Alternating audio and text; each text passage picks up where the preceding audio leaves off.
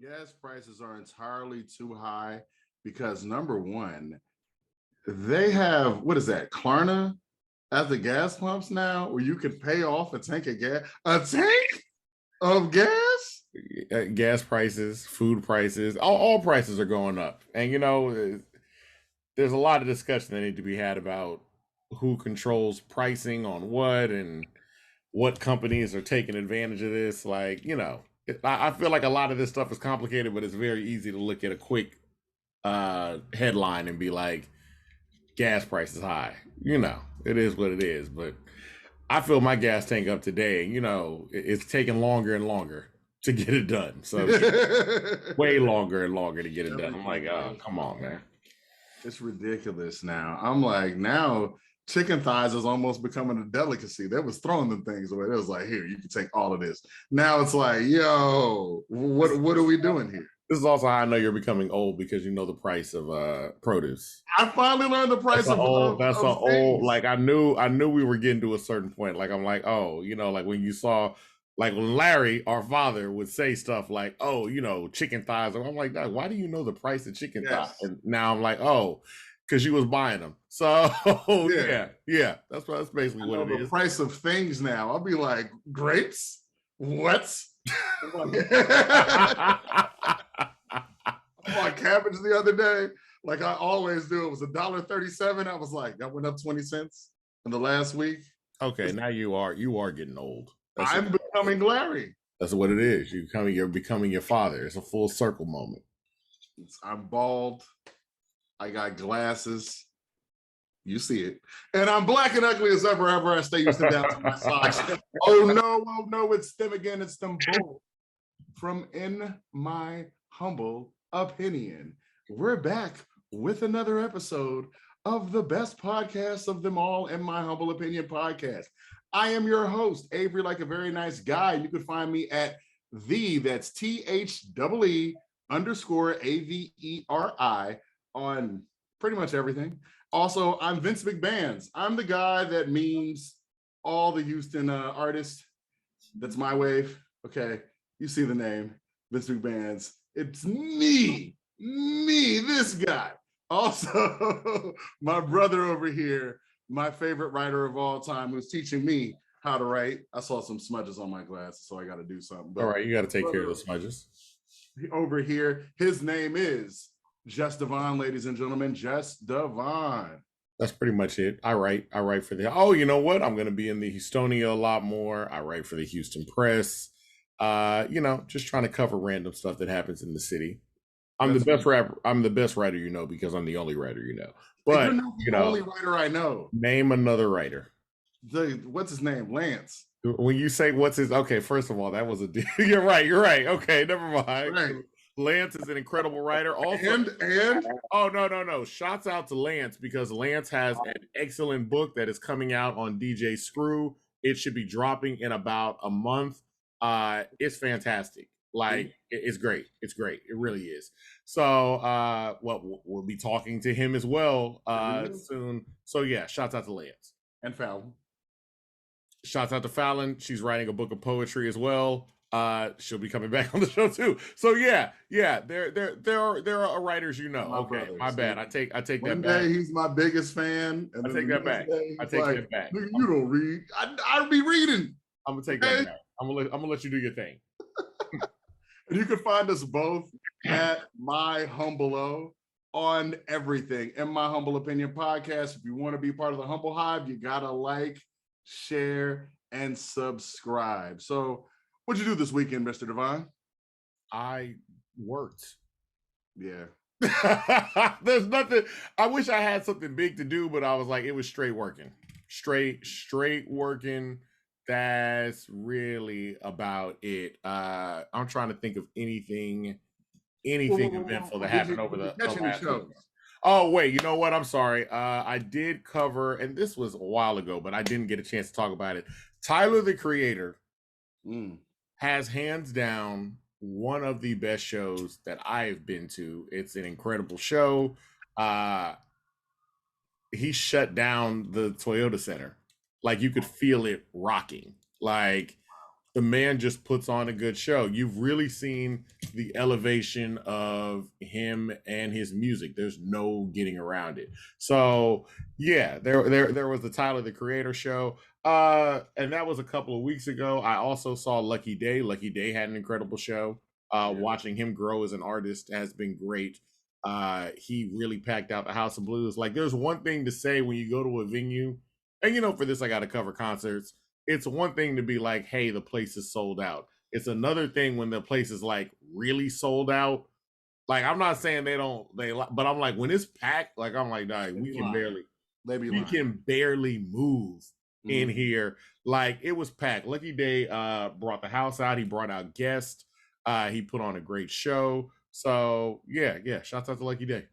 Did you get a chance to watch some shows on the TV? Did you do that, brother? Oh, of course. I'm a big fan of a lot of the shows that are out now. Atlanta, of course. Atlanta was great.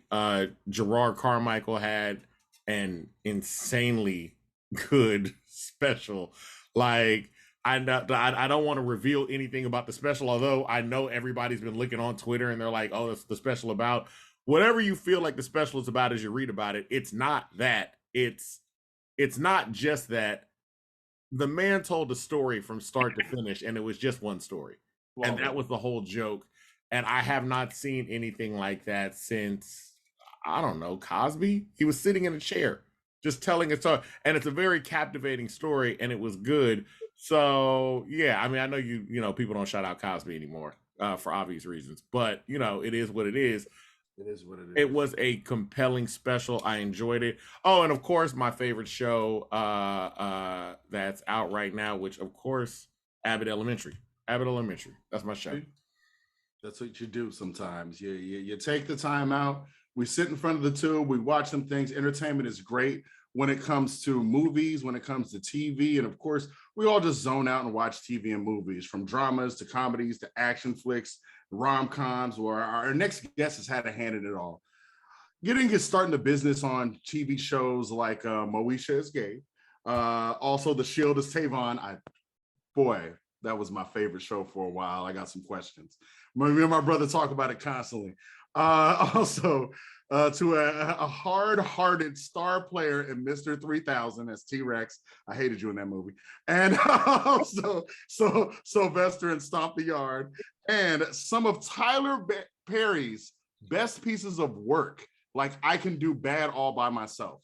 These are some of my particular favorite performances, but a drop in the bucket of what he's done. But all that aside, he's come in to join the Humble Hive in order to tell us about Preneur, the app for entrepreneurs that removes the middleman and lets you get to your clients directly. They can book your services, you can sell goods through Preneur, and you can also get paid through the app as well. But he can tell you better than I can. He's a proud Black man, a husband, director, entrepreneur, actor, member of Beta Theta Pi, and his hair always looks like he's on the wall of the barbershop, because that hairline is crispier than from Popeyes. Look at it. All right. Starring in Ambitions right now, one of my favorite actors, Brian J. White. Hello. How are you? Introductions for my hairline. Yes, it's amazing. Yeah. I mean, you're talking 2/3. Shout out to my barber. I was about to say 2/3 of this podcast cannot brag about their hairline. So you're the guy right now. You know what I'm saying? You're the guy. You're the guy. And you haven't aged. Not at all. No. Not at all. Thank you for that. My wife has me eating well. That's good. That's good. I'm working out with her every day. The couple that works out together stays healthy together. Gets to be together a long time. Now we do have to get a couple of things out the way, and he mentioned it very early on. My brother is the biggest Shield fan ever. I mean, I'm a fan of the Shield, But my Myself brother as well. I like to watch the show. I don't ever watch anything I'm in, and I actually caught all those episodes. I actually didn't watch most of my scenes, but like that was a show that every week when it was coming on, I wanted to see it. It was very exciting. really. Yeah, I don't watch anything. I don't watch anything. I hate watching the stuff I'm in, but I do confess that I watched The Shield because I really thought Michael Chiklis was just so compelling as to work with and to watch, and Walton Goggins, and that was the framework to build on everything else. Of course, Glenn Close and Forrest Whitaker and everybody else that came in, but Michael and Walton were just it was like doing a play. I've never done anything that was more well acted than that. I've never seen anything that was more well, there's levels to everything, but there's nothing better than the excellence that was brought on that set every day. I mean, evil Anthony Anderson, bro. Anthony came with that's literally what I would say if you would go back through Anthony Anderson's career. Between that and that was probably what helped him do The Departed.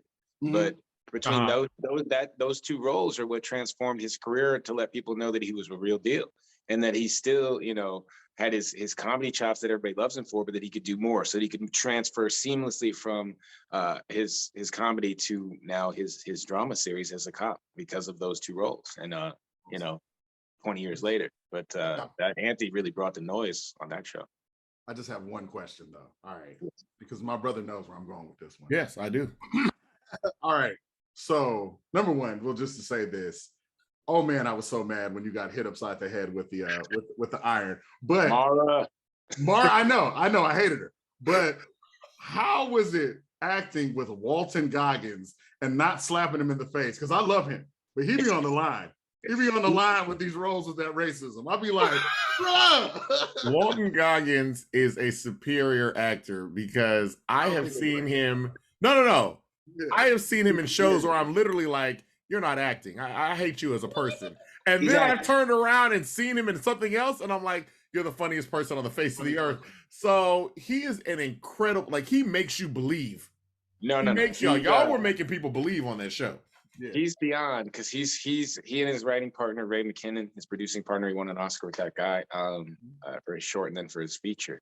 But Walt is, he's salt of the earth. He's one of the nicest, most pure-hearted souls, let alone actors, that I've ever met. And the thing is that he's from the area where that perspective that he plays a lot is very prevalent, but he couldn't be further.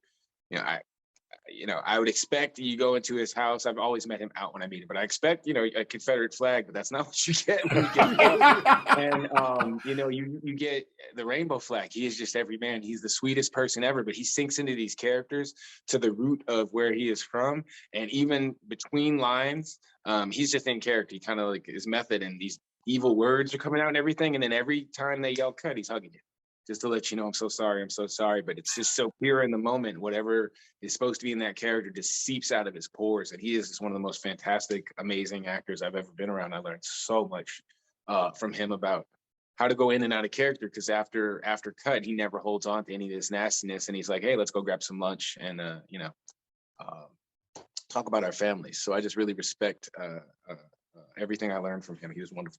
So he's not like the method actor style. I wonder, like you see now they have these things where they're talking about. You hear people talking about method actors now all the time, where it's like they were in character the whole time, and some people are like, "No, he's better than that. He's better than a method actor." Meaning he gets as deep, if not deeper, than some of our best method guys, like God rest their souls, Heath or Phil, who Seymour Hoffman, who just they stayed in those roles. But Walton gets to those depths, but then he can turn it off, like a Dustin Hoffman, who always I think he's famous for quoted for saying, try acting to a young actor that was like about the process, and Dustin is always able to snap in and out of it. That's Walt, and like example, our fight scene, that big fight scene and everything at the house after the iron incident was one take. That was it. That's all we needed. He's like, let's do it, and I never have to do it again. And I was like, okay, I'll try to get to your level where you just pour it all out in one, and there it was. And that was a serious fight scene. Everybody should go back and watch The Shield. My brother and I argue about The Shield and Against the Wire, and we go back and forth all the time about The Shield against the Wire. I'm a Wire fan. He is a Shield fan. We will argue for that, but we like both shows. Like I'm like, oh no, I'm watching The Shield when it comes on. There's no getting around twice a year. Just Yeah. It's deep, and I mean, you know, the fact that Chickless and Walton are the two protagonists on that show and still held your attention at least 50%. That speaks to how amazing that show was, because The Wire is, you know, about us, and it's much easier to identify with the leads on The Wire. Even for me watching it with Michael, he became the first anti-hero I ever saw that didn't look like me, that I identified with or wanted to root for in some weird way inside me. And I really just, you know, I learned something about acting that because of, you know, again, Michael was in and out of character like that, where he was Vic Mackey and then he was Michael Chiklis, who again, like Walton Goggins is an angel man. And yeah, man, that's part of my thirst. That was my first real job in LA, and part of my real thirst for wanting to be an actor and keep doing this was being around them. So I just really am humbled by them and that project, and then it was a great memory. But That was your enough first. about the Shield, though. I was about to say that was your first real job in LA too. No, my first real job was Moesha. I got the Shield directly off Moesha. Ah, okay. So I came to LA. I had done The Best Man and played professional football. The reason I had done The Best Man is because I was playing a football player in The Best Man. My football agent used to be Lee Steinberg Morad, and he had a lot of films like Jerry Maguire based on him. And one time, my agent at his office called and said, "Hey, there's an opportunity for you, play yourself in a movie with Morris Chestnut and Terrence Howard." These guys, I was like, "I'm a fan. Let's go do it." So I was in New York and I cried in a scene, and they put me in 10 more scenes. And so I was a featured extra, came out to LA and ended up on a sitcom that same week. And that sitcom was Moesha, and it turned into The Shield in about a month. Oh, that's fantastic. Yeah, and then I started doing plays to try to learn how it all actually worked. And here we are 20 odd years later.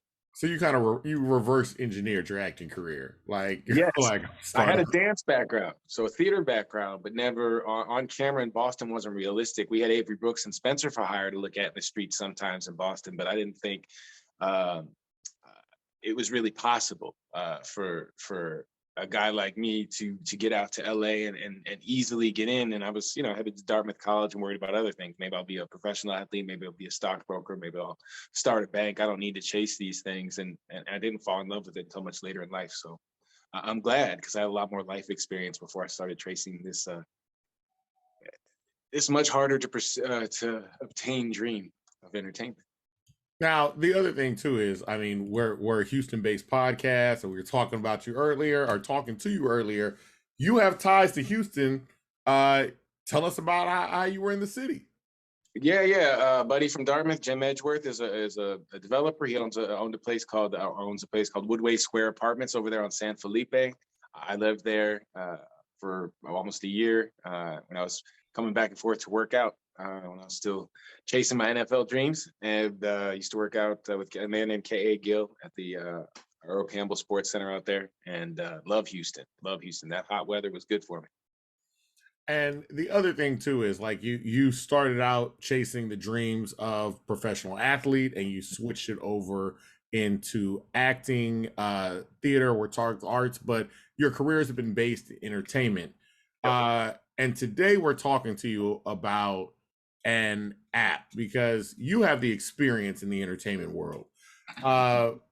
You've created an app, or you're working with an app here where you're trying to help a lot of entertainers gain more control over their careers, which is what we're seeing kind of across the board. You're seeing a lot of new people like, I need to be able to control everything I do, whether it's athletes, whether it's actors, whether it's TikTok stars, Instagram people. You are seeing people say, nah, I need to have a lot more control. So tell us about your app. Well, it speaks to exactly what you just said. You said the goal is control. And the one thing that nobody focuses on controlling is the connection. Nobody owns their connection. Okay, we're piggybacking on a third party's connection because they've aggregated the eyeballs for us. It was too easy. And like you said, you ended by saying that the requirement for people watching us right now is to like, share, and subscribe. And they're liking, they're sharing something, and they're subscribing to something that we don't own. We're renting the space here, so they're not our eyeballs. So if we want to market to them, there's going to be somebody taking a piece of that away from us to do that.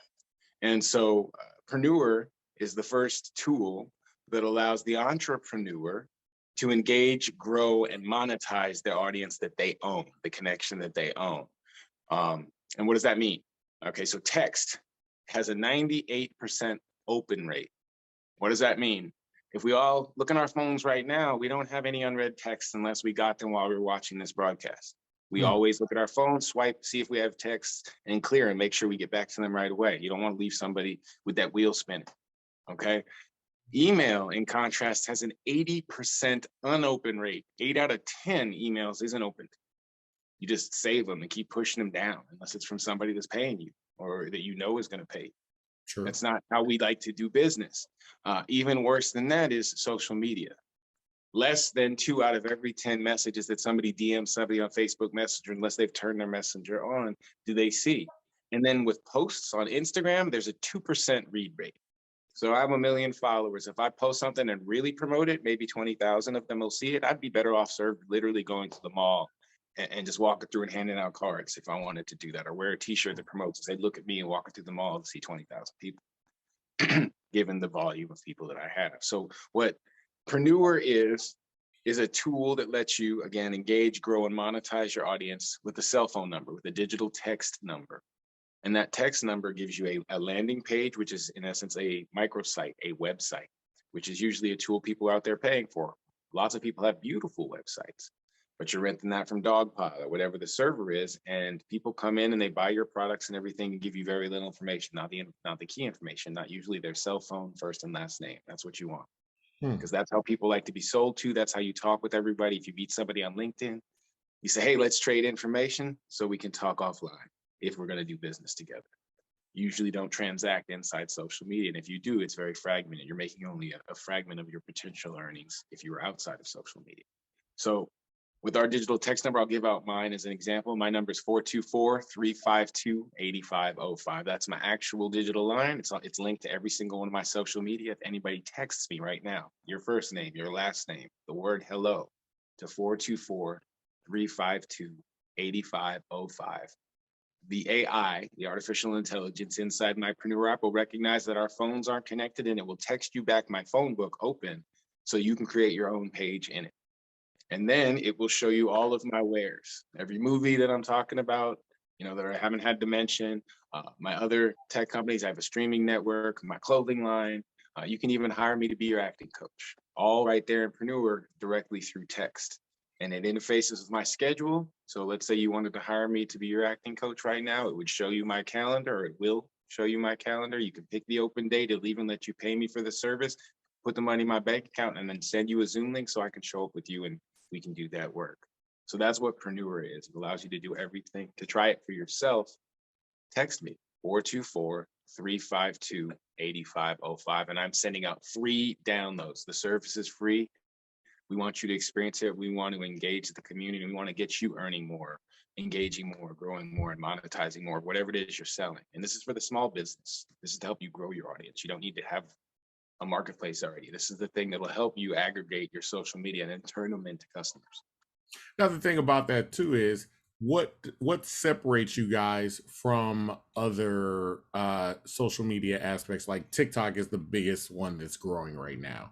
So what, and first off, it'll be 2 questions. What is the separation between you and a site like a TikTok? Is this necessarily a social media app, or is this more of a connection app? This is a digital text line that you own. So we're in the business of giving you a tool. This is not our tool. You're not renting our network. So my number, 424-352-8505, is my digital line forever. I've only ever had one cell phone. I've had it since I had a cell phone, 16, 18, but portability came in and I've kept it. I've had different carriers, but I've only ever had one number. So if you knew me in high school and you call my number, I still answer. That's the way Preneur works. When you take this number, you'll always have it. Example, my daughter's 8 years old. She has her own business. She makes hair care products. Everything that goes in her hair, she owns. She makes bonnets. So we're now just opened her store. So instead of going out and paying $1,000 for an amazing web designer to build a big splash page, I downloaded the Preneur app for her for free, built a microsite for her, and then we'll launch it next month with all of her new pictures that her mom took of all of her products and everything, and start aggregating her content, her buyers. She has about 100 people that buy from her regularly from us directly. We'll do those transactions inside the app, for her from now on and grow the business that way. She can't have a social media site. She's 8. When she's 13, we're hoping to hand her 100,000 contacts, 100,000 paying customers in her phone and say, no, baby, don't ever have a social media. Here, post this link and handle your business. You're a businesswoman. You don't need to be posting pictures to get people worried about what you're looking like to try to sell them hair care products. You just need to know you're a hair care product maker and where your store is at.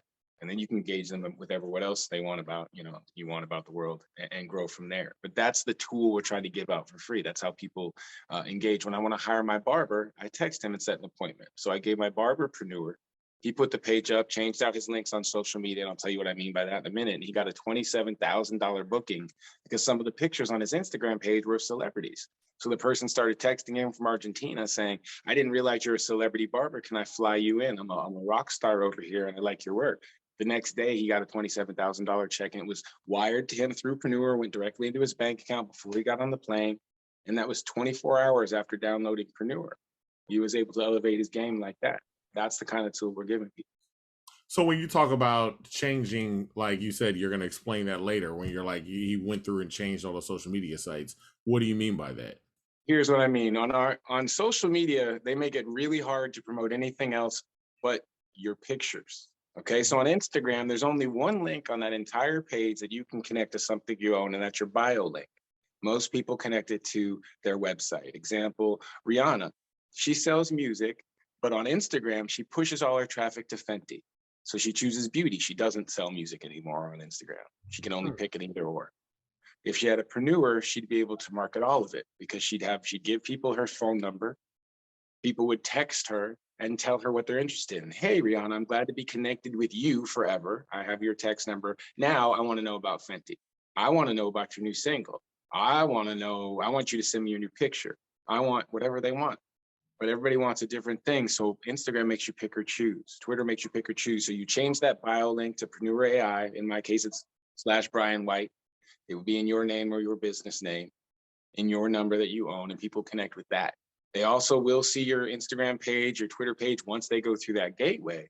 But the connection is a portal you own. The data is now owned by you, and you can monetize that as you wish. That is essentially the service that Facebook, Twitter, and Instagram are providing for us right now, and then they make all the money that goes in between. That's why they're such big companies. That data is so valuable, and you should own it for yourself. Preneur does not want it. We're not trying to own your data. We're trying to empower you and connect this community, because then we can pass a dollar around 15 times from hand to hand to hand inside that community and build generational wealth, rather than seeing an interesting button because the algorithm in Twitter said, hey, click this, or Facebook said, hey, click this. They pull you outside your circle and make you give your money away.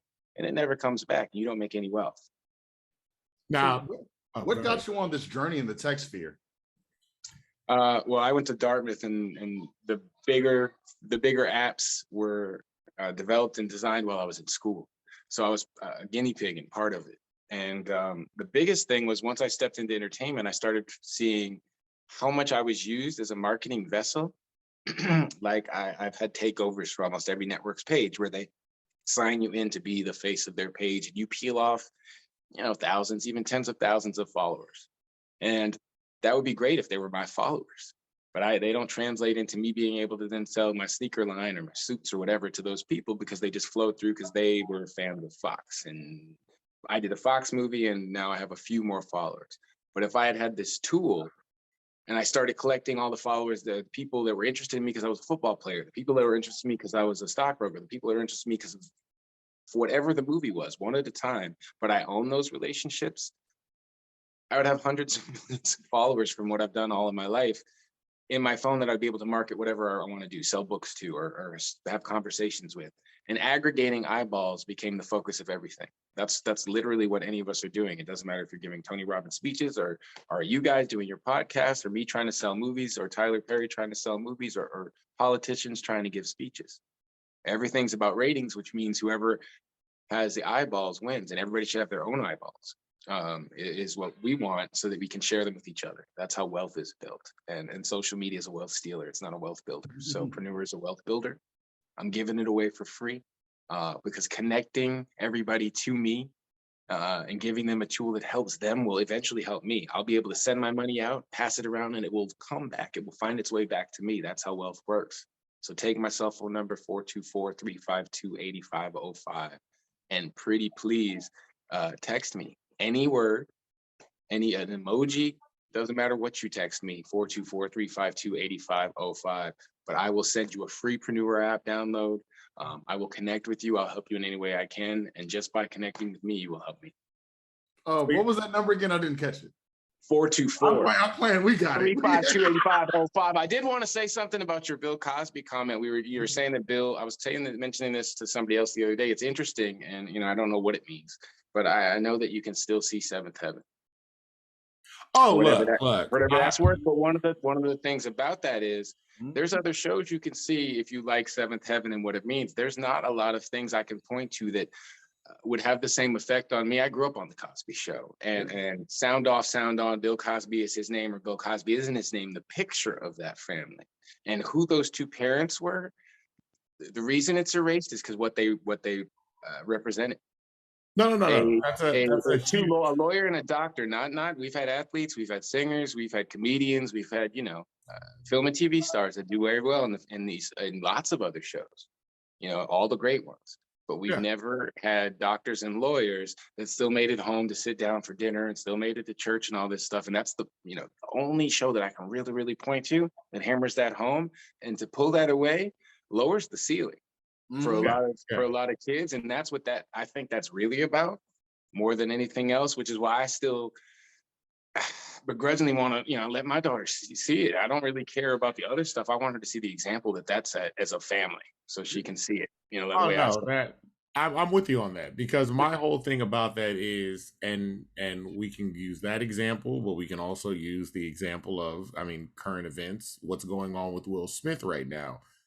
There are responses to certain individuals, us, that seem a little bit over the top when it comes down to it. So when it comes down to it, it's like, you're right. You can still see Seventh Heaven. You can still listen to the music of Elvis. You can still watch these films. John Wayne, Jerry Lee Lewis, everything the public was saying, And I love the responses when you saw people where it was like you're watching the Will Smith thing, and this is the worst thing to ever happen to the Oscars. And people immediately stitched it with videos of, no, there are far greater, worse things that have happened. Roman Polanski got a standing ovation, and then Harrison Ford flew over to grant him the award. And it's like, okay, look, there are, and I totally understand people saying, I have difficulty separating art from the person. I get that. My thing is, we're treating these things the same across the board. I like the Cosby Show. I watched the Cosby Show a couple of years ago. It is a fantastic show. However you feel about Bill Cosby, it's one of those things where the same response that should have been given to Seventh Heaven is the same to me. Because it's like the Seventh Heaven guy just went away. It's like this wasn't an effect on the show Seventh Heaven. We took it off the air for like a season, and then we were like, all right, we brought it back because he's going away. That's fine. He's going away. But this was still a good show. And so that's the thing where it's like this, where it's like, okay, well, now I can't watch anything that Bill Cosby was associated with. Well, here's the interesting twist on that. Just as any fan of history, when you start thinking about it, you can look up every speech that Hitler ever made on YouTube. Yeah. And it's considered something for you to study. So how would an episode of the Cosby Show be any different? Because Hitler is a way worse criminal. Exactly. So, what are we comparing? You want to compare apples and oranges there? If we can see Hitler's speeches, every single individual one, you can quote them in movies, then you should be able to see the Cosby Show and Seventh Heaven and anything else, and R. Kelly songs. Doesn't matter what the charge is. Jerry Lee Lewis did some stuff, Elvis did some stuff, Bill did some stuff. You might love all of their music or none of their music. We should still be able to find it and hear it. Yes, you should have the choice, the option, instead of taking it away and being like, this is bad. The powers that be don't like what happened, so you can't even enjoy it. Yeah, the art essentially isn't, in and of itself isn't bad. You're just saying that the person might be bad, and that's a completely separate conversation. And that also goes to like our cult of celebrity, where it's like, well, I have, everything associated with this person is like, no, this person was part of And I really like to put, like, we were talking about this with Bill Cosby because I said that Bill Cosby comedy special was masterful. I mean, it just was. But when we're talking about things like the Cosby Show, great. yeah. It's out the gate. But the thing is, when you're talking about things like the Cosby Show, that is not a Bill Cosby only vehicle. This was a piece of art that was created by a team of people led by Cosby. But I'm still like, yo, like, Felicia Rashad was masterful. You know what I mean? It's like you're looking at, Malcolm Jamar Warner. You're looking at like when all you gonna get characters. to see a family that looks like that sing Harry Belafonte on their Yes. staircase? Oh, Give you those moments, that they close out the show with every week where you're just like, okay, it's not always going to be perfect. They don't represent it always as perfect, but that's what it can look like when it's damn good and it's worth, wanting. And that's a big thing in today's world where, a lot of people are looking at marriage and family like it might be a secondary option. And that's why, because we're not allowed to see it as much as we need to. And I always juxtapose it against, because the show, as the Cosby Show is nearing its end, that picks up huge steam on the kind of the back of the Cosby Show is Roseanne. Yep. Roseanne still runs. They just took her off the show. Like, once Roseanne started acting up, they were like, cool, we're going to take you off the show. Show keeps going. You are not this show. This show is something, you are the creator. You were the beginning. But now this show is something that is beyond you. You know what I'm saying? So now it's like Dan, Roseanne, the family, like all this stuff. We're not throwing all this away because you have your issues or whatever. So that's my thing, where I'm like, I would like that same kind of grace. I'm not saying apply to the person, but a lot of times the art they create is necessary. And look, if you are somebody that is involved where you're like, look, I'm a victim of sexual violence or domestic abuse or something like that, I can't do it. I completely understand. Like, I completely understand. You're like, that is your thing. But it is disingenuous to me when you have like companies that are like, yeah, this is why we can't do it. I'm like, you have another show that you're doing the same thing on and you're cool with that. So that's my biggest thing with that. Yeah. We're on our soapbox. But I mean, look, I guess the other thing too is you're getting more control. Like, back when we're talking about things like Preneur, where you're putting more control into there's an example. You can't be deplatformed on Preneur. So that's literally what I was about to ask. For better or worse, I'm for, I don't agree with a lot of what Donald Trump said. I think you should be able to say it. I like a free media. It keeps everybody honest, even the crazy opinions, because if there's enough countering opinions, then that one will be drowned out. And that's what we're hoping for, that the majority of people have some common sense. But you need to be able to hear from everybody to get to that level. Nobody rises to the level where they get multiple votes. And so Preneur is about leveling the playing field. As tech gets more elevated and these tech companies specifically get more and more elevated, there's more control. I mean, you still can't freely post on Instagram or Facebook stuff that's true now or proven about, COVID. Like Fauci says, natural immunity is as good, if not better, than the shot now. I'm vaccinated, but before I was vaccinated, I was posting some questions that were all blocked. You weren't allowed to have a conversation or even ask for information. And that's Facebook taking a wrongful, which most of the stuff that they did was proven erroneous, that they weren't correct, by blocking this content. They control the conversation, and that's not what should be happening. You're using a conversation tool that's limiting your ability to have a conversation. What sense does that make? And they own the data that you're posting on top of that. I'm not really into, I enjoy sharing with social media, but it's about broadcasting. It's not about sharing. I don't ever, make actual money, what I call money on social media. I broadcast and let people in a very broad way know what I'm up to. If I want to do something more specific, I text. I get off of social media, I get off that broadcast, and I talk to people like we're talking, 2 to 1. You never really do it more than that. Maybe you do it in front of an audience, and you can do both on Preneur. Now, even with Preneur, though, is there ever a concern about, like, my initial thought is, like, we're a small podcast. You have 1 million followers. When you give your number out, you could get flooded with a lot of responses. How does the app or this system handle that level of information? It's cool if it's like 2 people, but some people might be like, yo, I got like 48 messages in my phone now. Or Here's an example. You could be using this to engage our audience right now live in text, and they could be asking me questions through Preneur. If everybody had a Preneur app directly on the screen to you and to me that we could respond to in real time, either verbally or materially. We could put up a link. I could have my QR code right here in this shirt that I'm wearing. You could scan it or tap it and it can go into your cart and I could sell it to you. And the money could be transferred from your account to my account through the Preneur app and go directly into my bank. Your sponsors could decide that, hey, we want to offer 50% off whatever our product is. And we could read a card right now. I could say, hey, their sponsors are Chevy. They're going to give you 10% off a car. Text Chevy to the show's number, and I read your show's number right now to receive that coupon. Literally, people text your show, connect with your show because they want that Chevy coupon. You've got new followers for your show, new subscribers.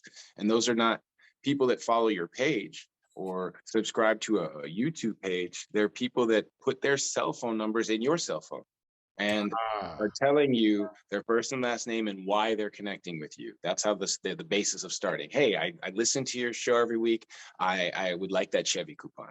Nice to meet you. Okay. So the thing, and then hey, this is Jim in Houston that follows the show. He's been a fan of the show for 10 years. He likes Chevys. And as you start to engage with him more, your phone learns more and your sponsors learn more, and they can pay you more to be more specific to Jim rather than spamming him with a commercial on your show. You'll know only text Jim about Chevys. Okay. And that's you personally will know that. I won't know that. You're the distributor for your station will know that, because you'll eventually be able to be your own distributor and then just have your show like a podcast inside your phone with the people that follow you and not share any of that money. So if this is a little bit more active as opposed to you're more actively sharing your number than I would say passively following somebody like on an Instagram or something, like, oh yeah, I'll follow that because I saw it and and move on. Example, there's ways that you can share your number. You get this QR code, it comes free inside the app, right? So I've changed out all the avatars on my social media to this QR code. If you scan it, you will instantly open my page and be asked to enter your information into my phone so that we can text. It will then ask you why you're following me so that I can start selecting more specifically what to share with you. Then I'll know your area code. So let's say you give me your Houston area code. I'm doing a play this summer. It's coming to Houston. So a few weeks before I come to Houston, my phone will say, hey, I want to text everybody in Houston, send them a coupon for this play and an ad so that they can see it if they're interested. And then I'll follow up and remind them, hey, I just touched down in town. I'm hosting a party in your city tonight. I've left you a comp ticket at the door and 2 drink tickets. I hope I see you. And I can reward my friends that are in each city as I come through, and so can everybody else in the play. It's the way that Preneur works, and that's all done by AI. And you can preset it so that all these things happen as you grow your phone book to help you engage with your followers, to grow your followers and monetize your followers. And there's lots of applications for your show. But you would use it to give out your number to engage with your fans during the broadcast more, so that you could take polls and your phones would handle the work while you're just talking. You could give out code words that could be texted to your phone to send out different ads or coupons or commercials to different fans that get you paid by the sponsoring ad companies. So there's lots of ways that Preneur can help businesses add more to their bottom line, be more efficient, and grow their fan base. Now, I guess then why, and you talked about your daughter and she has a Preneur app and building out that business.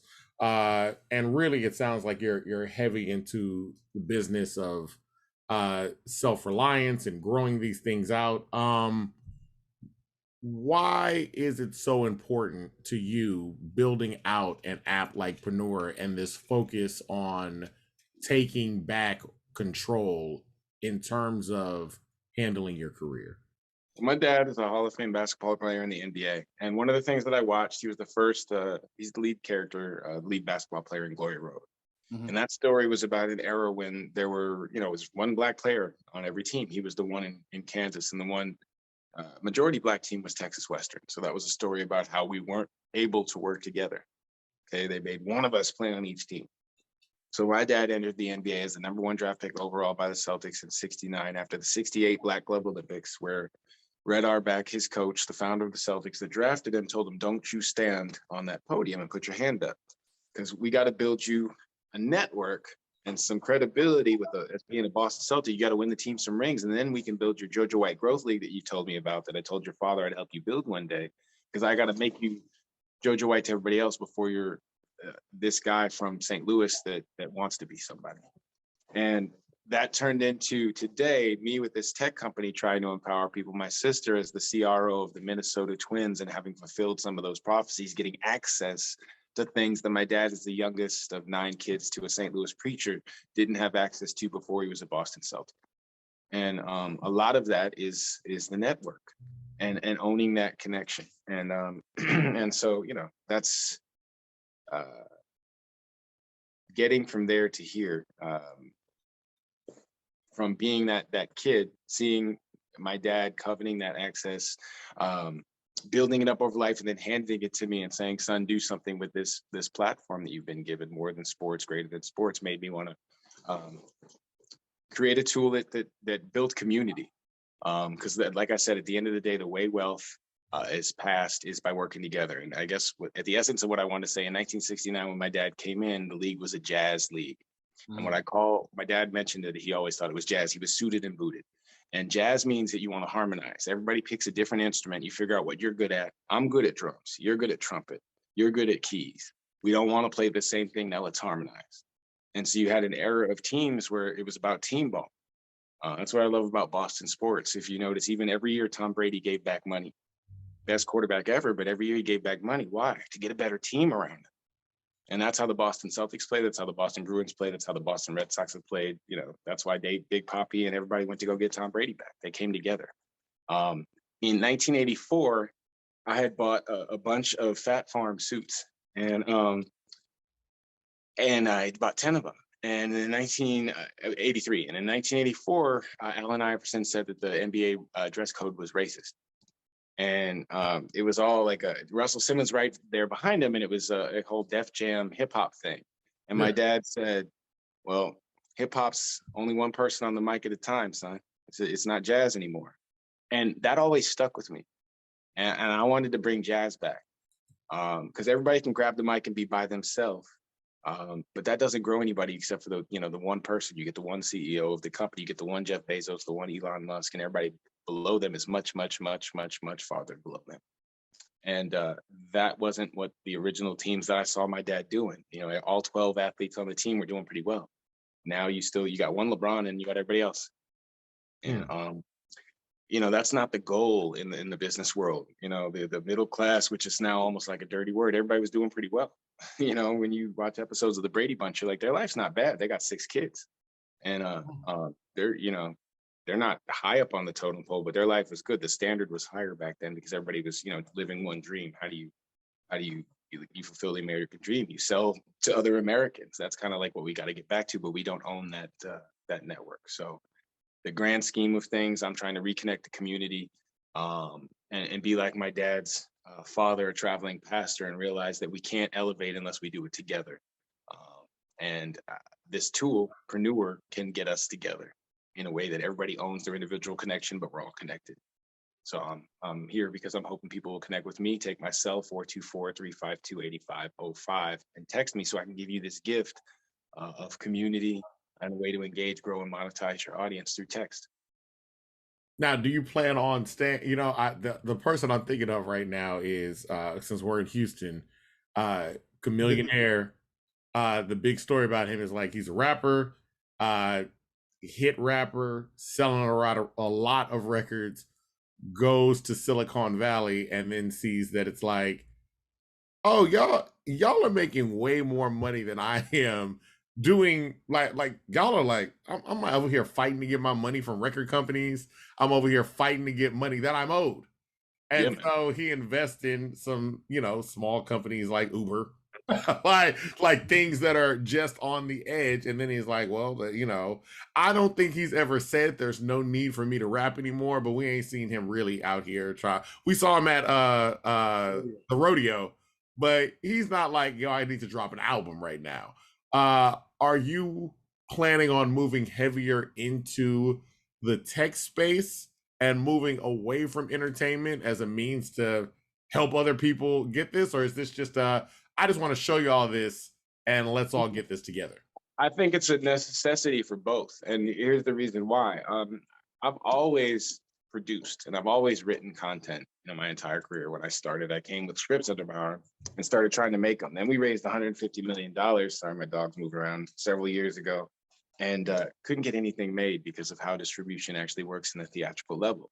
There's only so many distributors, and it's like an old boys club. It's the same exact reason why there's so few NFL owners of color. It's a network, and you have to be approved by every other owner to own a team. So it's very hard to get into that fraternity.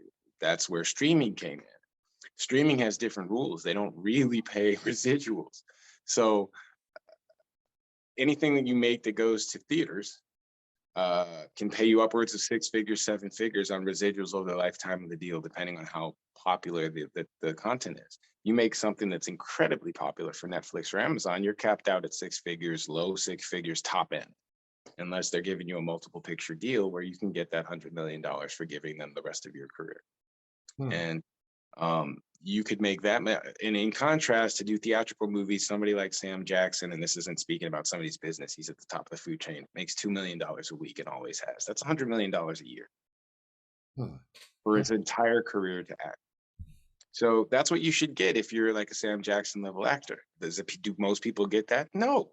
Does Tom Cruise get that? No.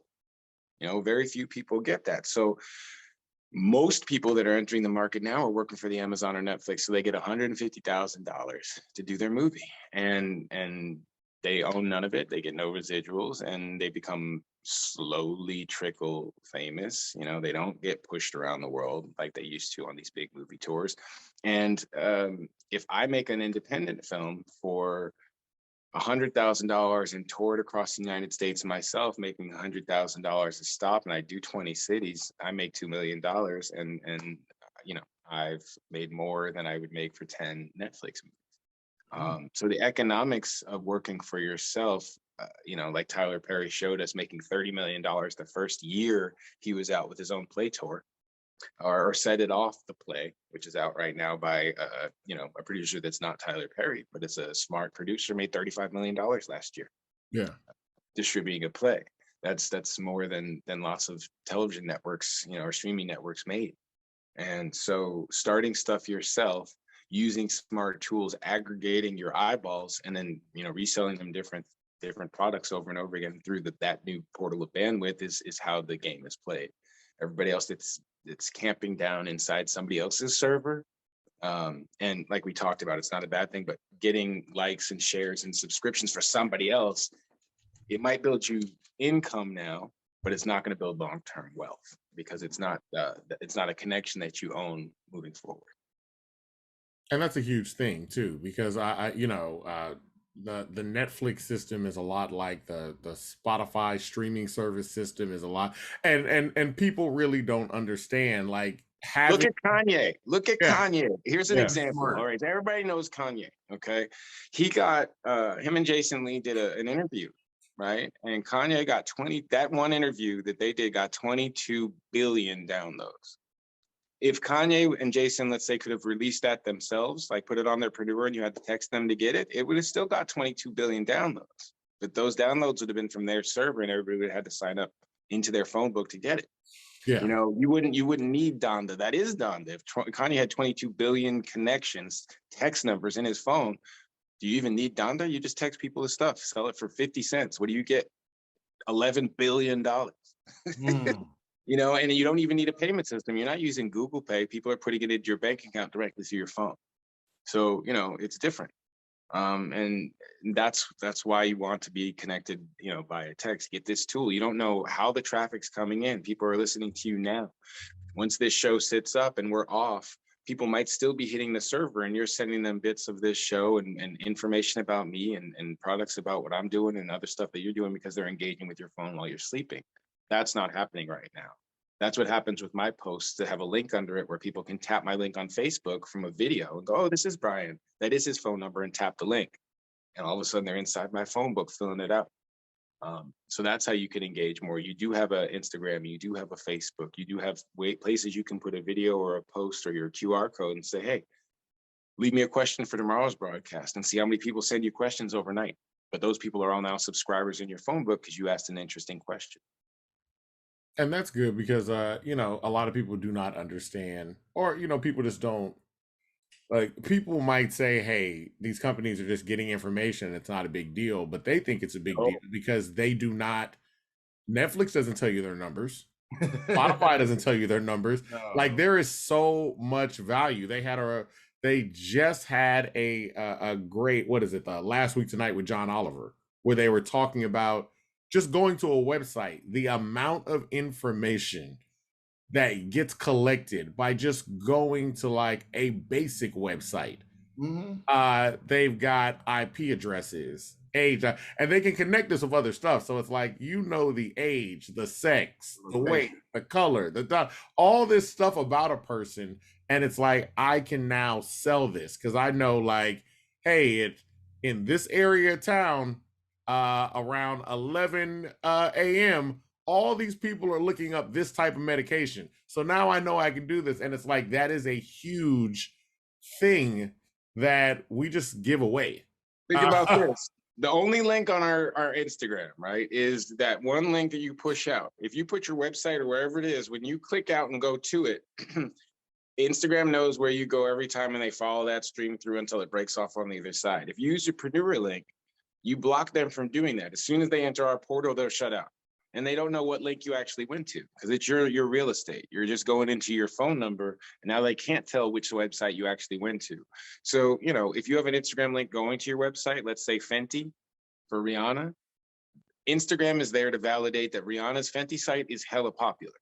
And they're going to let Google know, yeah, she's the real deal. Every single person goes to this site. With your site or my site, they're going to let the world know, put them a little bit lower than Rihanna. We don't want to give them that information. You're giving the people that are competing against you a competitive edge. You're letting them know all your data and everything you're doing. Facebook's not trying to help you. They're trying to figure out how to charge you and how to make money off of you. Instagram's not trying to help you. They're trying to figure out how to charge you and make money off you. That's why they give us reels. So we can share our content in a circle with each other and remix it. And somehow that creates money. It's because eyeballs are valuable.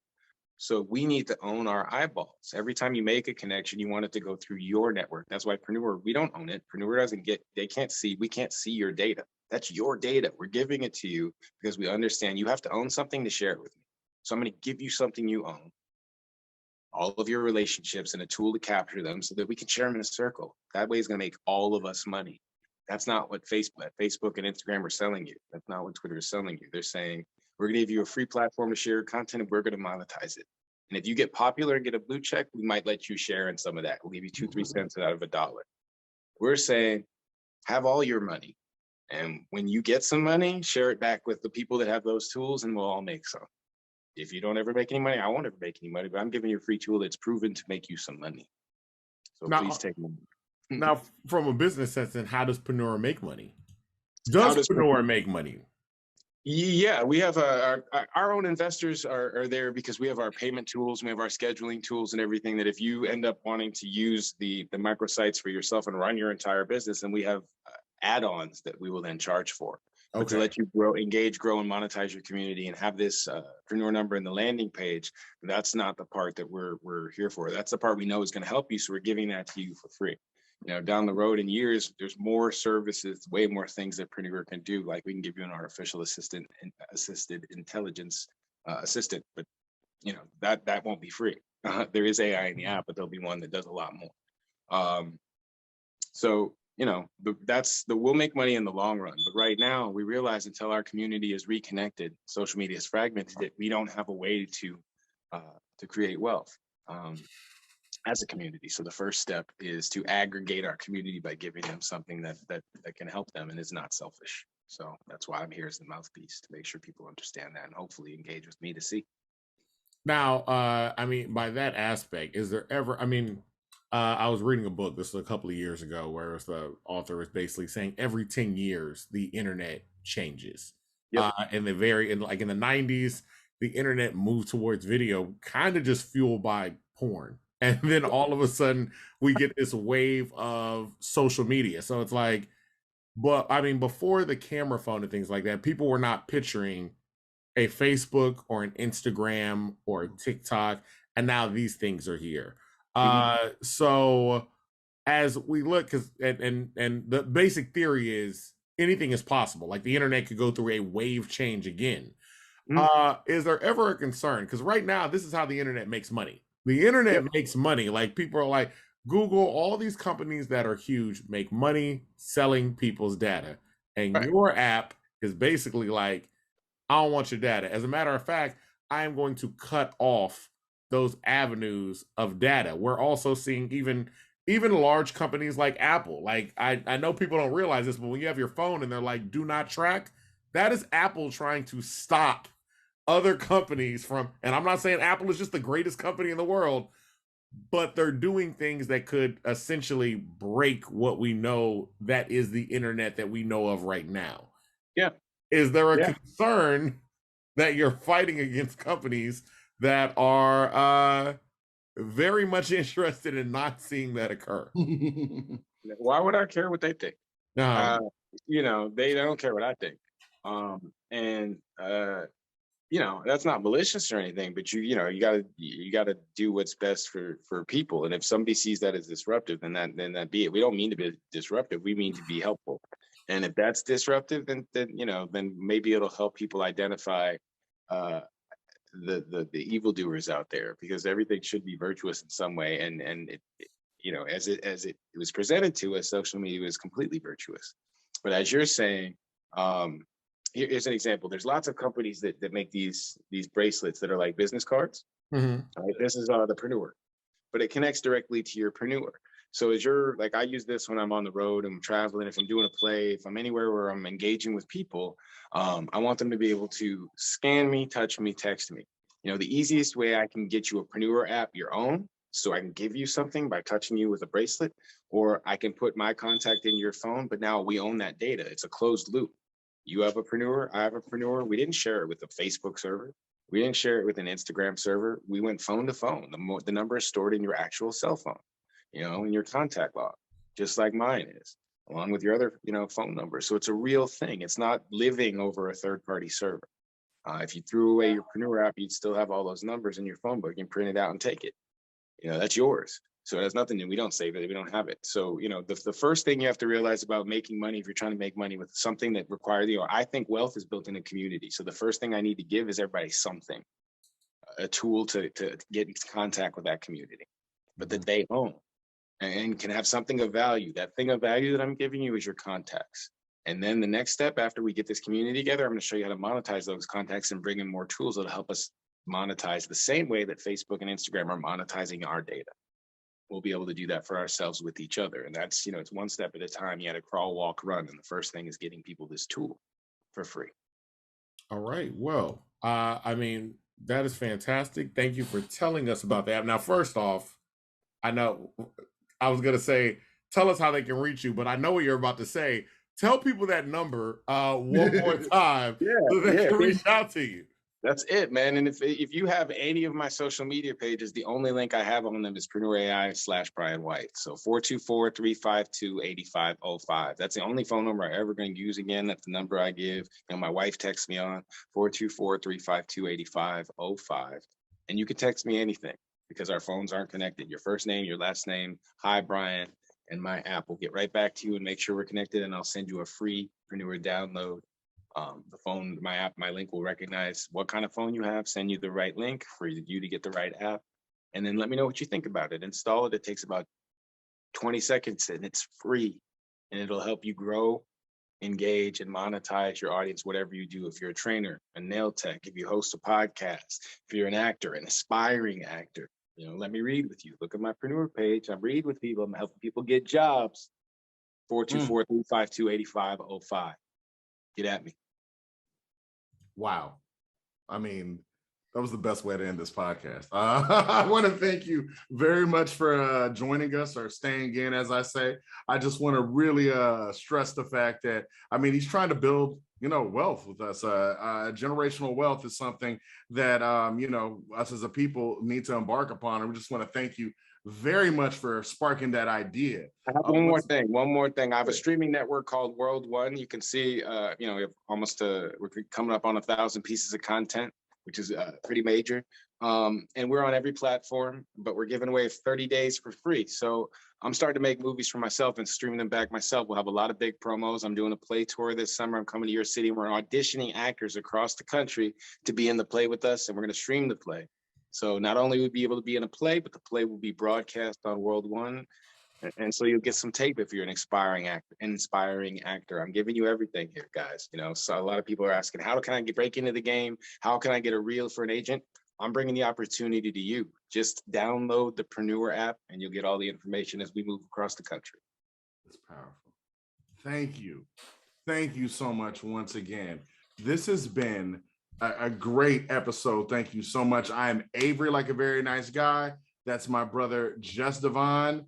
This has been another In My Humble Opinion podcast. You could find us once again at My Humble O on everything. Once again, remember, if you want to be a part of the Humble Hive, you gotta like, share, and subscribe. Humbly yours, In My Humble Opinion podcast.